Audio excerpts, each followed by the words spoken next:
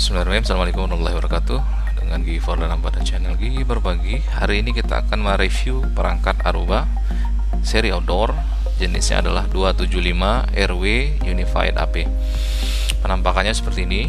Ini bentuknya sudah lebih simple. Tidak ada antena eksternal. Ya, yang seri terdahulu yang kita gunakan seri 175 tahun 2013 ini ada antena omni. Di atas dan di bawah ada 4 antena omni. Nah, ini sudah lebih simpel. Bentuknya seperti ini. Saya putar. Ya, ini sudah luar biasa bentuknya, perubahannya lebih simpel, dan dari datasheetnya kita bisa melihat nanti seperti apa. Tujuannya ini memang ditempatkan pada area ekstrim. Nah, di gambar ini ada beberapa koneksi port. Ini untuk menghubungkan ke UTP atau PoE. Ini untuk menghubungkan ke kabel konsol. Ini port reset, dan ini untuk surge protector. Nah, karena saya mendapatkan perangkat ini kondisinya ada konfigurasi, maka langkah pertama kita harus reset perangkat AP. Caranya dengan menekan tombol reset di area sini, tekan selama 5 detik, kemudian baru dirilis ya. Dan akan muncul nanti SSID-nya namanya set me up. Nah, ketika sudah muncul, silakan akses menggunakan user admin, dan passwordnya adalah serial number yang tertera pada perangkat access point. Ini ada serial numbernya ya, ini masukkan saja serial numbernya dan gunakan username adalah admin.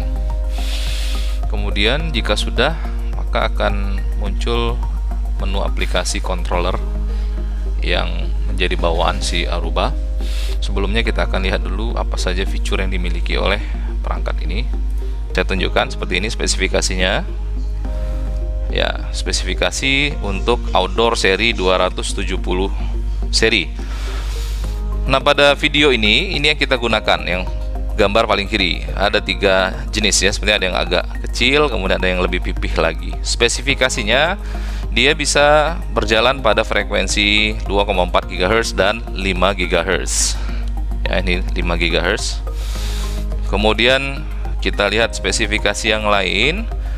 Ya, jadi dia juga menggunakan teknologi radioteknologi 802.11b, kemudian 802.11a, G, N, dan AC, dimana AC ini adalah standar untuk gigabit wireless. Jadi bisa throughputnya bisa lebih besar dibandingkan dengan tipe A, B, G, dan C. Dimana pada standar AC ini ya BPSK, kemudian QPSK disupport juga dengan 64 QAM dan 256 QAM. Kemudian transmit powernya, incrementnya, peningkatannya sebesar 0,5 dBm. Oke, jadi kira-kira itu spesifikasi teknikal dari perangkat Aruba Outdoor seri 275 ini. Kita akan langsung masuk ke menu controller. Controllernya seperti apa? Ini saya langsung tunjukkan. Ya, Anda akan diminta menggunakan username dan password. Nah, secara default password pada saat kita reset pertama adalah passwordnya serial number dari si access point-nya. Nah, ini kira-kira tampilan dari si access point-nya. Kita lihat terlebih dahulu apa saja menu yang ada. Pada menu dashboard ada overview. Overview ini memuat informasi mengenai network, kemudian ada informasi mengenai access point, kemudian klien yang terhubung, virtual controllernya, ada MAC address-nya, ada IP address, kemudian ada throughput ya, throughput yang digunakan oleh user dan secara total access point-nya. Ini klien ada 1 yang terhubung. Lalu di bagian network kita bisa melihat SSID-nya. Ini SSID yang sudah saya buat. Nanti kita coba membuat satu SSID lagi untuk digunakan secara publik. Kemudian ada access point-nya. Nah, access point ini si access point ini bisa melakukan pengaturan, bisa mengontrol. Makanya ada istilahnya adalah virtual controller. Jadi AP ini bisa bertindak sebagai virtual controller dan bisa memanage access point lain yang diarahkan ke controller ini. Informasi yang saya terima bisa mengelola sebanyak 128 access point, cukup banyak. Jadi semua access point tersebut akan dikelola oleh si virtual controller ini, bisa dilakukan. Nah, bisa dilihat access point ini ada reportingnya, ya, ada CPU utilization, kemudian ada radio channelnya, ya, channelnya dilihat ini dari 0 sampai dengan 157. Lalu radio channel 1, ya, ini ya, radio channel 1 seperti apa bisa dilihat. Kemudian klien ini ada satu yang terhubung, ini laptop saya, ya, laptop saya terhubung, IP address yang didapatkan berapa, kemudian ada OS nya apa, ini OS Android, ya, ini handphone saya sepertinya, ya. Lalu mesh device, jika kita ingin membuat mesh, jaringan mesh, maka bisa juga kita lakukan. Lalu di bagian configuration ada beberapa menu yang bisa kita lihat, sama menu network yang pertama ini kalau kita ingin membuat network yang baru. Kemudian ada access point, ya, access point ini, access point yang terhubung melalui virtual controller ini karena hanya dia sendiri, ya, hanya satu, ya. Kemudian di sistem ini konfigurasi sistem bisa kita rubah, misalnya kita berikan virtual controller IP-nya, lalu kita ingin akses IPv6 kita aktifkan juga bisa. Bisa juga kita menggunakan radius proxy atau takax proxy atau mass integration, dan ini bisa juga arahkan NTP-nya kemana. Lalu ada radio frekuensi. Nah, ini kalau kita mau mengatur posisi tuning terbaik untuk radio frekuensi untuk akses pointnya. Ada prefer 5 GB, ada dia dipaksa hanya 5 GB saja atau balance band, ya. Defaultnya seperti itu. Ini kalau kita lihat advance optionnya, ini menarik. Ada airtime fairness mode, ya. Ini kalau tidak salah ini untuk menjamin, ya, kalau misalnya si klien itu tidak layak untuk terhubung, maka dia akan diputus, ya. Jadi ada fair access, ada prefer access, client match, kemudian ada access point control. Nah, ini, ya, ini ada minimum transmit power. Nah, defaultnya minimumnya adalah 12, ya, 12, supaya yang di bawah 12 itu powernya tidak terhubung dan tidak mengganggu user yang lain. Lalu max transmit powernya adalah maksimum.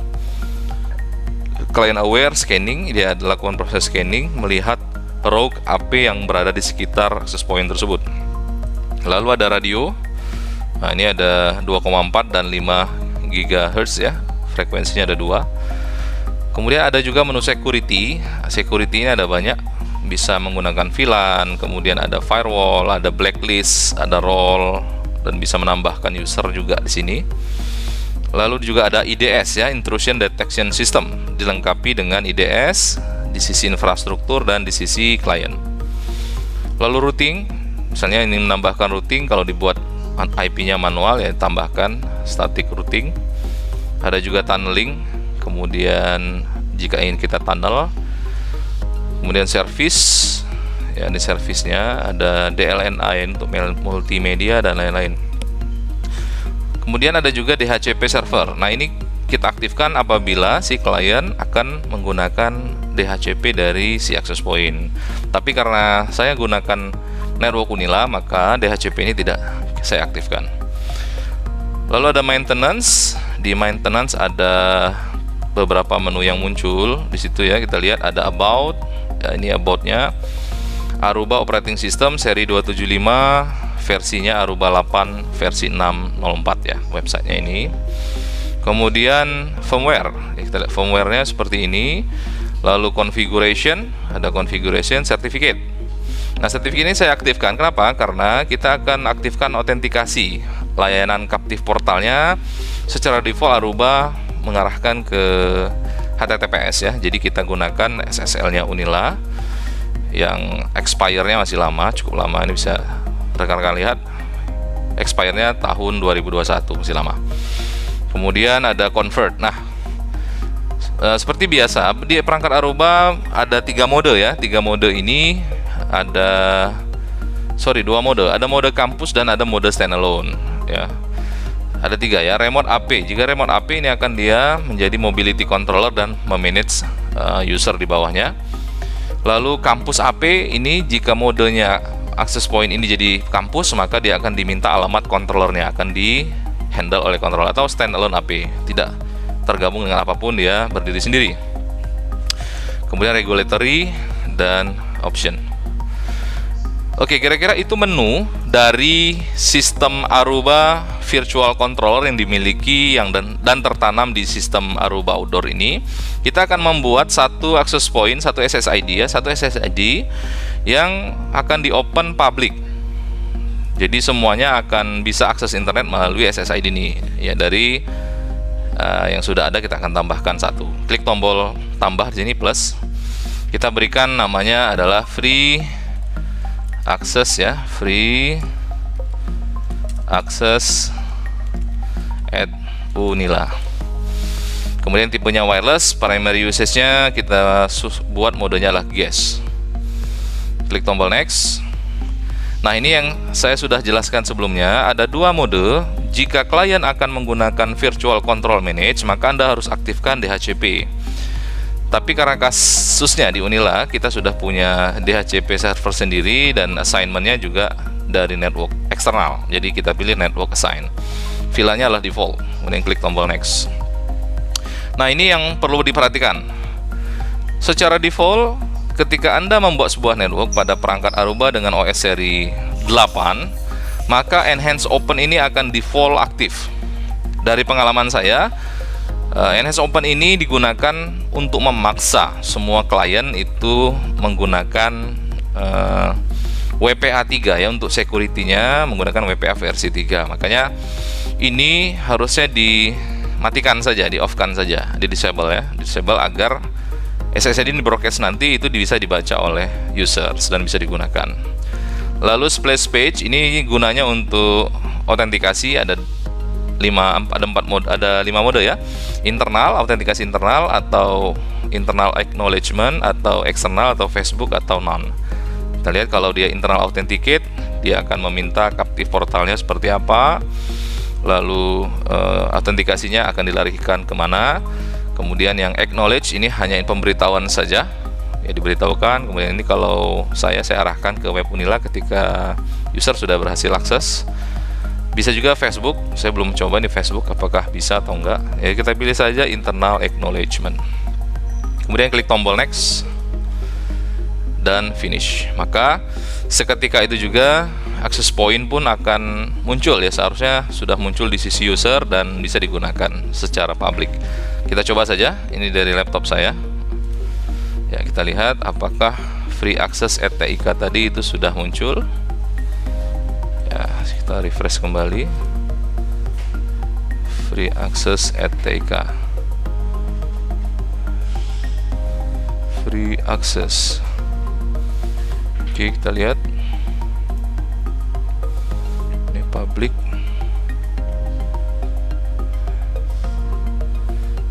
at TIK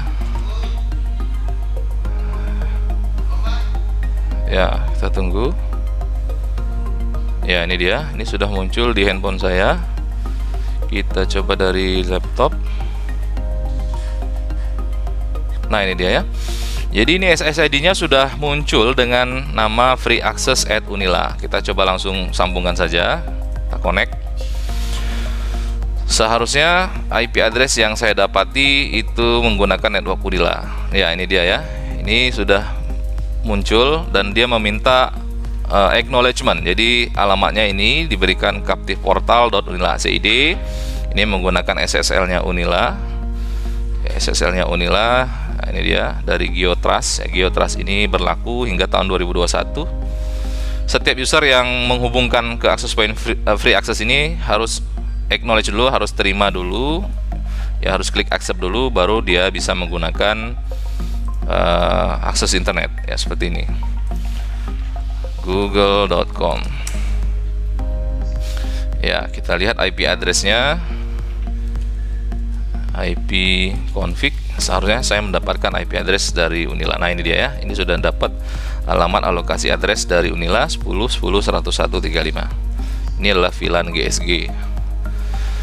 Oke, lalu kita cek IP-nya. What is my IP address? Nah, kita cek IP address-nya dari laptop saya ini. Berapa IP address-nya? Nah, IP address-nya adalah IP address publik yang dimiliki oleh Unila. Oke, ya, demikian kira-kira proses unboxing dan pengujian virtual controller yang dimiliki oleh Aruba Outdoor seri 275 Unified. Mudah-mudahan ada manfaatnya.